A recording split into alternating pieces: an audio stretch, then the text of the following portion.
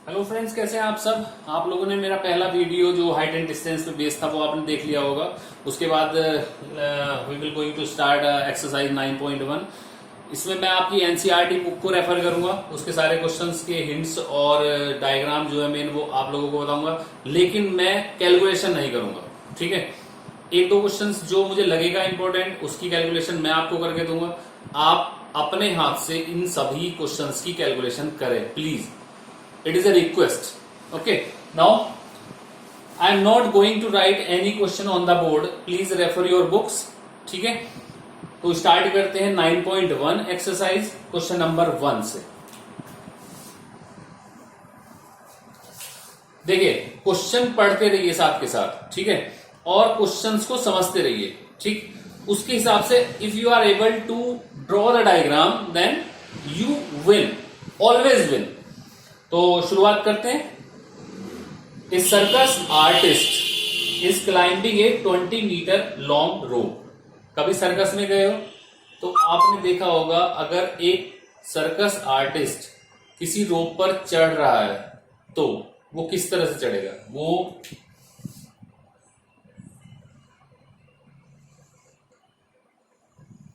इस तरह चढ़ेगा। ठीक है, तो इसका मतलब इसकी वैल्यू दे रखी होगी। The circus artist is climbing a 20 metre long rope. तो ये जो वैल्यू है ये आपकी 20 मीटर होगी। तो भाई इस तरह से खंबा गड़ा हुआ होगा और ये यहां से शुरू किया होगा, तो ये डिस्टेंस इसकी होगी। तो ये राइट एंगल ट्रायंगल बनेगा। इन सारे क्वेश्चंस में एक राइट एंगल ट्रायंगल जरूर आपके पास आएगा। तो ये वैल्यू, ये अब देखिए ये 90 है तो एक परपेंडिकुलर होगा एक बेस, तो ये क्या होगा, ये हाइपोटेन्यूज होगा। ये ध्यान रखना है। बस आपको इन क्वेश्चंस में यही देखना है कि आपको हाइपोटेन्यूज दिया हुआ है, परपेंडिकुलर है या बेस है। Which is tightly stretch and tied from a top of a vertical pole. Vertical pole ये रहा on the ground. Find the height of the pole. Find the height of the pole. It is let this is h. Find if the angle made by the rope with the ground level is 30. If the angle made by the rope, this is rope, by the ground level is this, is 30 degree. This is 30 degree. Simple. ये अगर diagram आप लोगों ने बना लिया तो आपका question लगभग खत्म हो गया। क्यों? अभी देखिए, ये दिया हुआ अभी है इसका फिगर। अब ये देखिए, आप इसको हाइट मत मानिए, इसको चले हाइट मान लीजिए, h हाइट मान। तो इसमें एक स्टेटमेंट लिखना पड़ेगा, let the height of the pole be h। ये तो आप लिख सकते हो, प्रेजेंटेशन जरूरी है। मैं बार बार बोलता हूं, देखिए प्रेजेंटेशन के बिना आपके मार्क्स बहुत ज्यादा कट जाने वाले हैं। अब ये एक ट्राइंगल है, इसका नाम लिख दीजिए ए बी एंड सी। ठीक है, इन ट्राइंगल ए बी सी। ठीक है, अब आप ये बताइए आपको गिवन कौन कौन सी चीजें। ये 30, तो ये परपेंडिकुलर हो गया एंगल के सामने वाली side, that is called the perpendicular. This is hypotenuse. तो परपेंडिकुलर और हाइपोटेन्यूज में रिलेशन अगर आपको पता है P B P,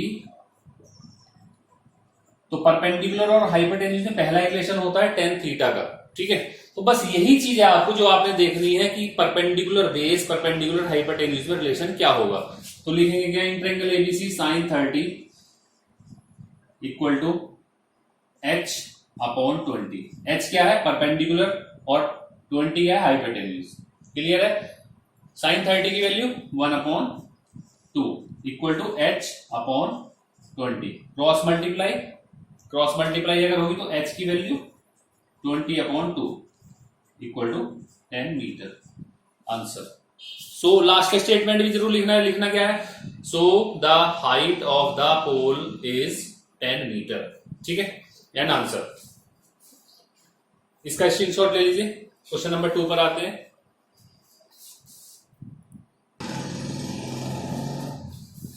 now come question number 2।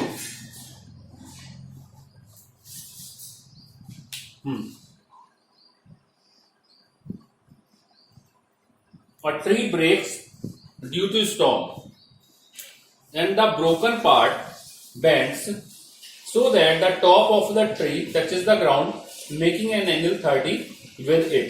क्या मतलब हुआ, एक ट्री है,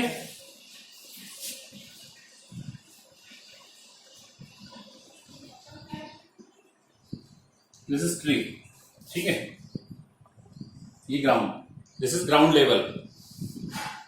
ये क्या करता है, tree due to storm it is break. इस तरह से कि ये ब्रेक होने के बाद, मान लीजिए यहां से ब्रेक हुआ, तो ब्रेक होगा तो क्या होगा, ये कुछ इस तरह से गिरेगा।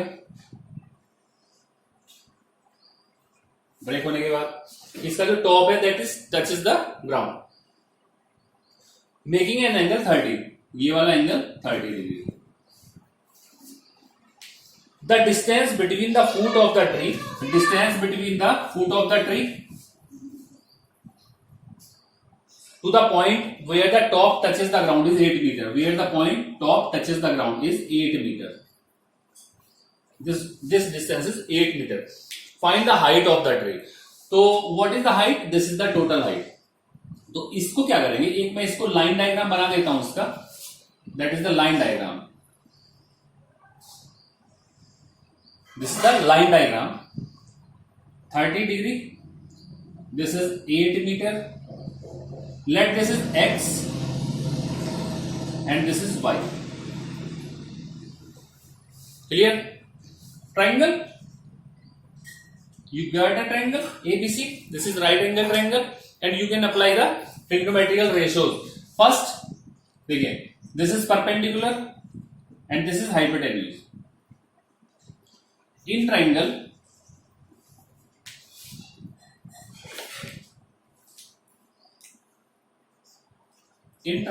ABC,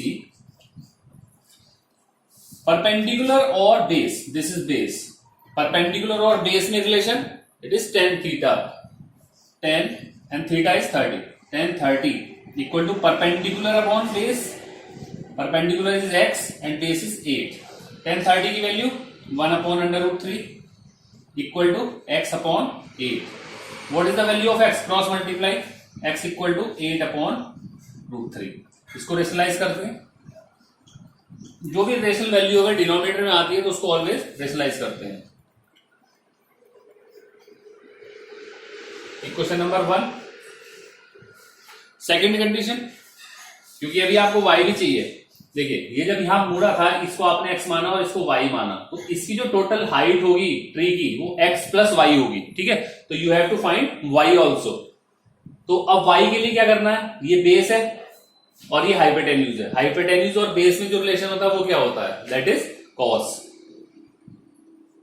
अगेन फिर से लगा रहे हो, कॉस 30 इक्वल टू क्या होता है, base upon hypotenuse. Base is 8 and hypotenuse is y। Clear? Cos 30 की value √3/2 equal to 8 upon y। Cross multiply, y equal to cross ये करेंगे 16 अपॉन √3, इसको भी रेशनलाइज कर लेंगे, इक्वल टू 16 √3 अपॉन 3। तो total height of the tree will be x plus Y, height of the tree.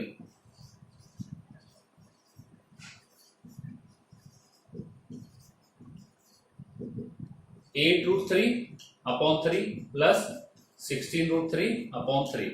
What is the value? 24 upon 3 √3, 8√3। और √3 की अगर वैल्यू गिवन है तो 1.732 आप इसमें पुट कर सकते हो, दैट इज द आंसर। इसको एक बार इसका स्क्रीनशॉट लीजिए। क्वेश्चन नंबर 3 पर आते हैं।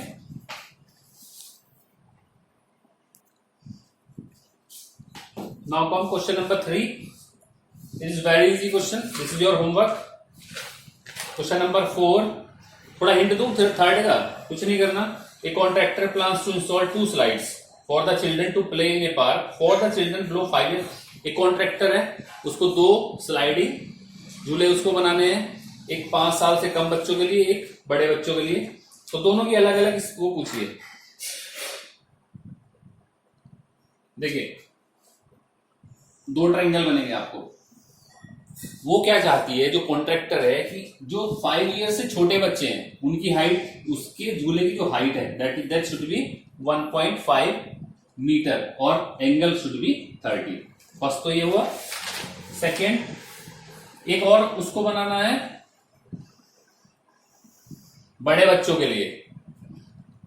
It should be 3 metre height and angle 60 degree. What should be the length of the slide? तो लेंथ ऑफ द स्लाइड ये लेंथ होगी स्लाइड की लेंथ, इसको x मान लीजिए, इसको y मान लीजिए, ठीक है। तो ये दो क्वेश्चन अलग अलग है, दोनों को अलग अलग सोल्व करना है। तो ये क्या है, ये परपेंडिकुलर है और ये हाइपोटेन्यूज है, तो इसमें क्या लगेगा sin 30, सेम इसमें लगेगा क्योंकि ये परपेंडिकुलर है और ये हाइपोटेन्यूज है, sin 60, क्योंकि परपेंडिकुलर और हाइपोटेन्यूज में क्या होता है, दोनों से y वैल्यू निकाल सकते हो आप, क्योंकि sin 30 और sin 60 की वैल्यू आपको पता है, ठीक है। नेक्स्ट क्वेश्चन पे आते हैं, क्वेश्चन नंबर 4।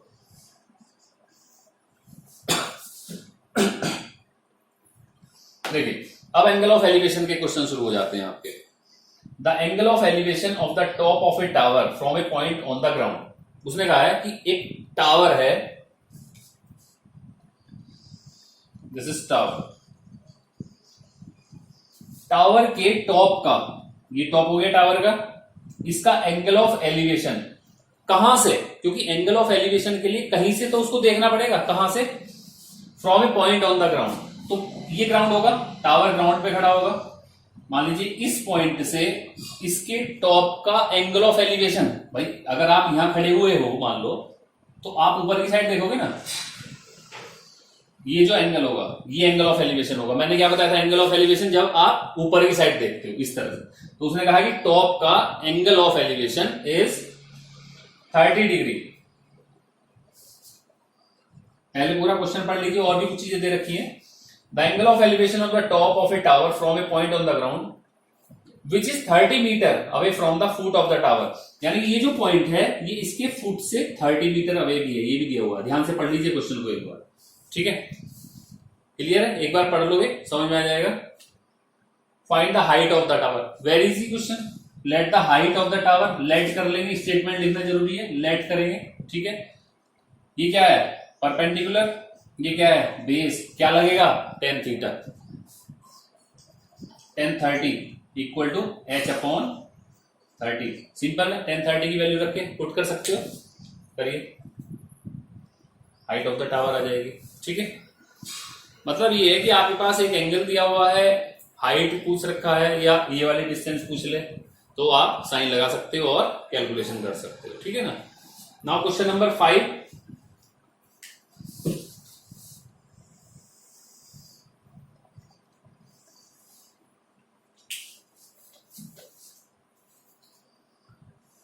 देखिए काइट वाला क्वेश्चन है। A kite is flying at a height of 60 metre above the ground. एक काइट है, वो height 60 metre above the ground. तो वो हाइट क्या आप डोरी के हिसाब से हाइट नापते हो? नहीं, हाइट देखिए, यहां आपकी काइट है, मान लीजिए ये काइट है, ठीक है। उसने कहा है कि एक 60 मीटर हाइट पे ये उड़ रही है, तो क्या हाइट ये वाली होगी जहां से उड़ रही है, या ये वाली होगी? ये हाइट होती है ऑलवेज, परपेंडिकुलर जो होती है वो हाइट होती है, ये नहीं होती हाइट, ये हाइट होती है, ठीक है ना। चलिए, द स्ट्रिंग अटैच, अब स्ट्रिंग की बात कर रहे हो, आपके कंफ्यूजन भी दूर हो गए। The string attach to the kite is temporarily tied to a point on the ground. यहां इसको, स्ट्रिंग को यहां पे इसको बांध दिया। The inclination of the string with the ground, इसका जो इंक्लिनेशन है विद द ग्राउंड, ये ग्राउंड होगी, ये दिया हुआ है 60 डिग्री, ठीक है, ये 60 डिग्री। एक बार क्वेश्चन पढ़ लीजिए इसको। Find the length of the string, उसकी लेंथ बतानी इस, तो अब ये स्ट्रिंग होगी ना, इसकी लेंथ बतानी है, x मान लीजिए x। लेट आप करोगे, स्टेटमेंट लिखोगे लेट का। अब ये राइट एंगल ट्रायंगल मिल गया आपको, this is perpendicular, this is hypotenuse. तो हाइपोटेन्यूज और परपेंडिकुलर में क्या लगता है, साइन लगता है, ठीक है। तो साइन 60 इक्वल टू परपेंडिकुलर यानी कि h, ये दिया हुआ है 60 अपॉन x की वैल्यू फाइंड आउट करनी है, साइन 60 की वैल्यू को क्रॉस मल्टीप्लाई करके आंसर आ जाएगा, ठीक है। ये हो गया क्वेश्चन नंबर 5। देखिए स्क्रीनशॉट ले लीजिए।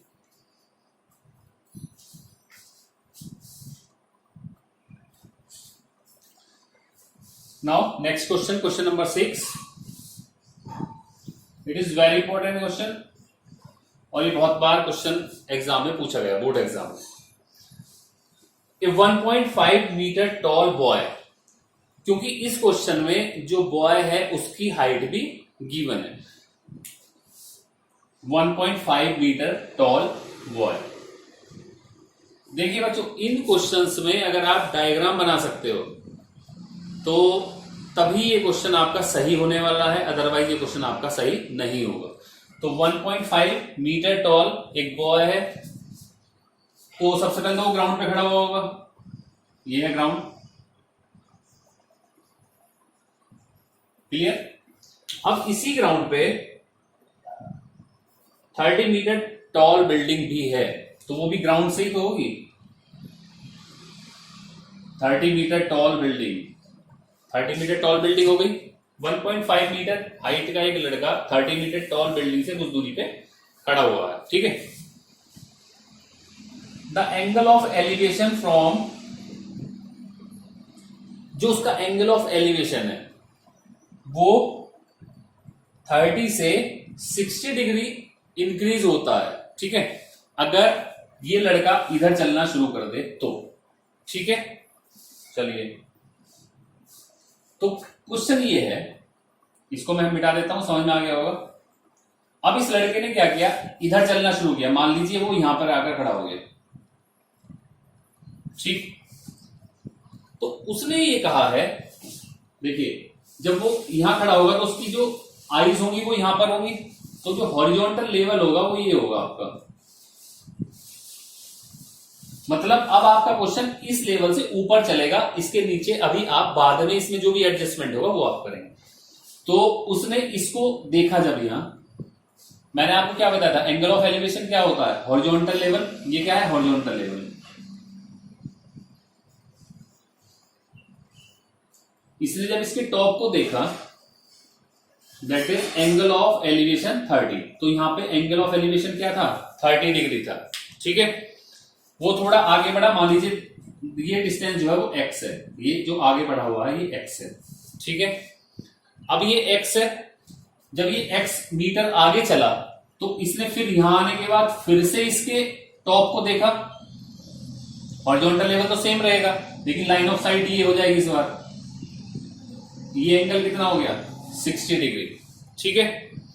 आपसे यही पूछा है कि वो कितनी डिस्टेंस चला उसकी तरफ। तो देखिए, अब थोड़ी देर के लिए अगर भूल जाओ आप इसको, ये 1.5, ये टोटल कितना था 30, ये 1.5 है यहां से यहां तक, क्योंकि लड़के की हाइट के इक्वली तो होगा, तो बचा कितना, ये बचा आपका 30 माइनस 1.5 इक्वल टू 28.5, तो ये जो डिस्टेंस है आपकी 28.5 बनेगी आपकी यहां से यहां तक, क्लियर है। तो मैं एक लाइन डायग्राम ऊपर का ही बना देता हूं आपके लिए, ये नीचे का थोड़ा सा सही एडजस्ट करने के बाद जो आपका बनेगा वो ये बनेगा 28.5 मीटर, 60 डिग्री, 30 डिग्री,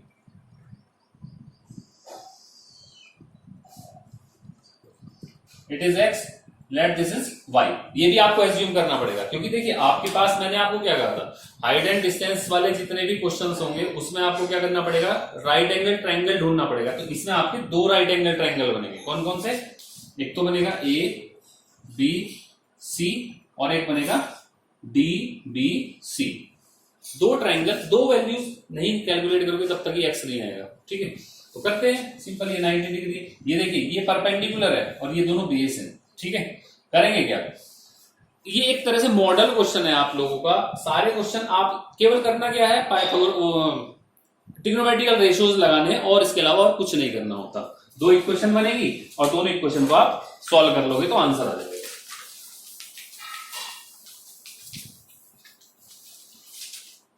देखिए इसमें क्या है, इन ट्रायंगल, दो ट्रायंगल है तो दोनों ट्रायंगल में अलग अलग आप ले सकते हो।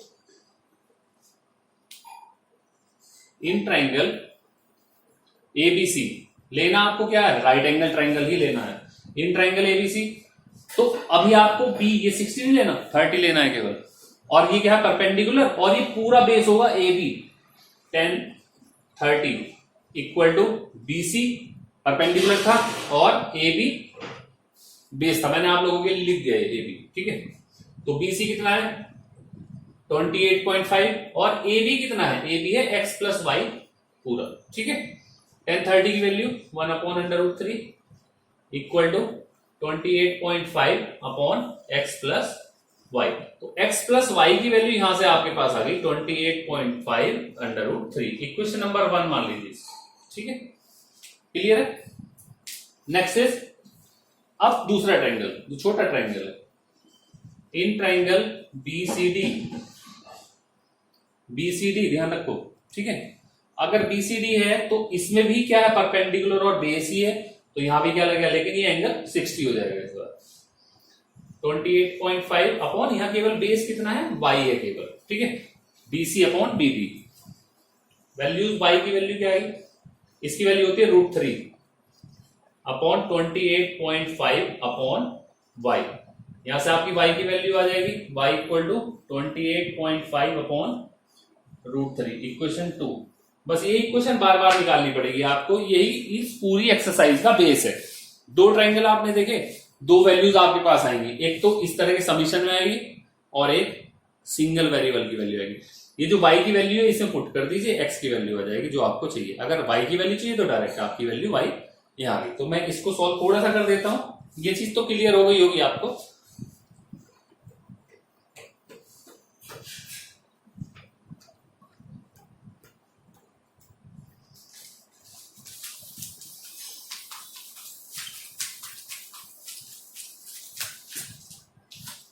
From equation 2 put the value of y in equation 1, ये स्टेटमेंट आप लिख लेंगे। तो x plus what is the value of y, y की वैल्यू है आपकी 28.5 अपॉन √3 इक्वल टू 28.5 √3।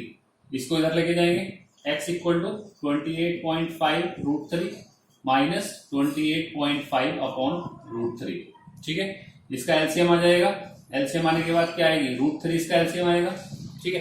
एक काम कर लीजिए, इसको रेशनलाइज भी कर सकते हो यहाँ पे आप, ठीक है, लेकिन फिर भी आपको एलसीएम तो लेना ही पड़ेगा। तो ये वैल्यू 28.5 इंटू 3 हो जाएगी और माइनस 28.5 आ जाएगी। इसकी वैल्यू कैलकुलेट करके इसको बाद में रेशनलाइज कर सकते हो, आपका आंसर आएगा, ठीक है। तो ये आपको क्लियर हो गया होगा, तो आप इसका एक बार रिवाइज करके देखिए और इसका स्क्रीनशॉट ले लीजिएगा।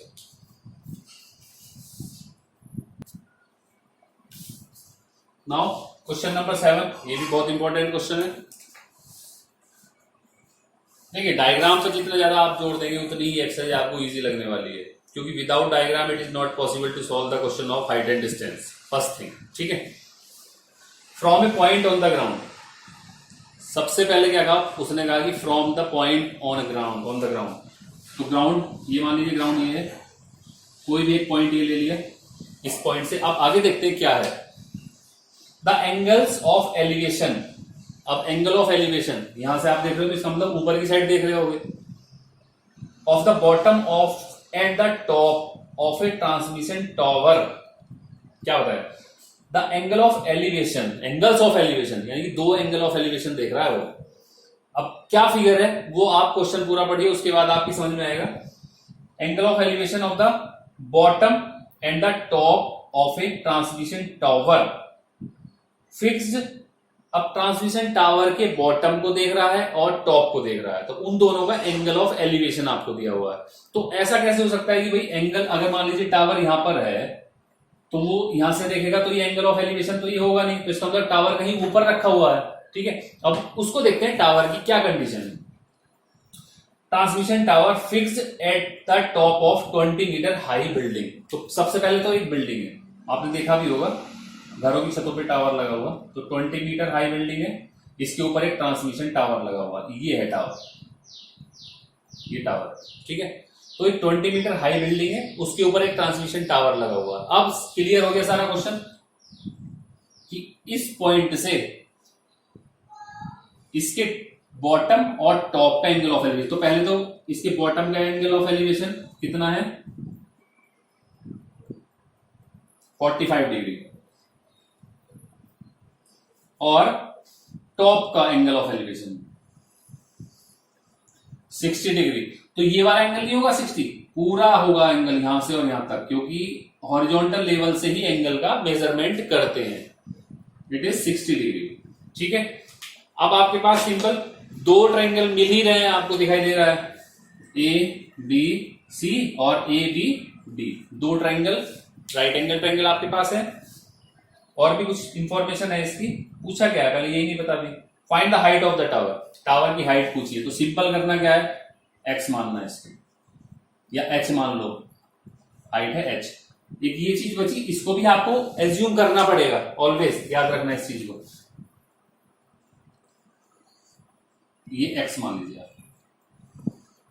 ठीक है, क्योंकि आप दो जब ट्राइंगल लोगे तो दोनों में अलग अलग बेस की वैल्यू तो आपको पता नहीं है, तो दो चीजें आपको एज्यूम करनी पड़ेंगी, क्योंकि पिछले क्वेश्चन की तरह आपकी दो इक्वेशन फॉर्म होंगी और एक इक्वेशन से आपकी एक वैल्यू आप कैलकुलेट करके दूसरी इक्वेशन पुट करेंगे तो वो आपका सॉल्यूशन होगा। ठीक है, अब सिंपल सी चीज वही है सारा, इन ट्राइंगल एबीसी, तो इन ट्राइंगल एबीसी में देखिए अलग बना देता हूं, छोटा सा ट्राइंगल 45 तो ये हुआ, एक्स ये हुआ और 20 ये हुआ, सिंपल क्वेश्चन एकदम एबीसी।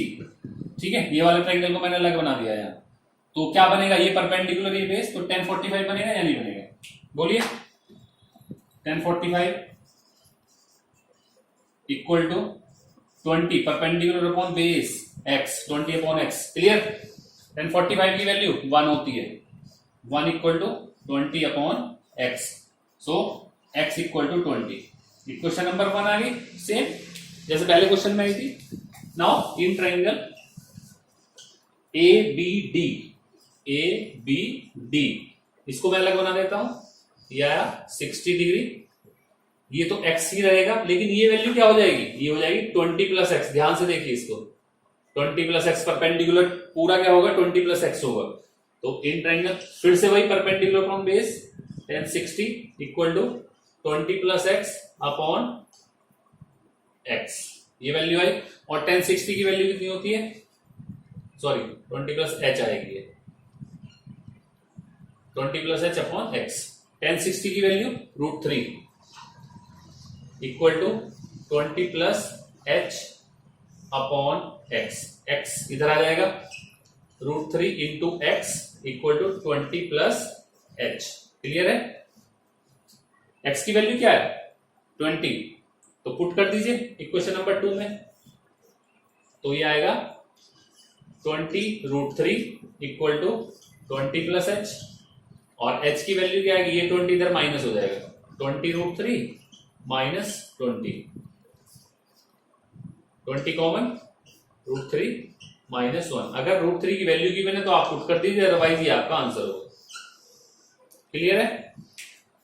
तो उम्मीद करता हूं दोस्तों कि क्वेश्चन नंबर 7 तक आप लोगों के डाउट्स क्लियर हो गए होंगे। क्वेश्चन नंबर 8 आपका होमवर्क रहेगा, क्योंकि सेम क्वेश्चन है आपका जैसा आपका 7th क्वेश्चन था, एग्जैक्ट लगभग वही क्वेश्चन है।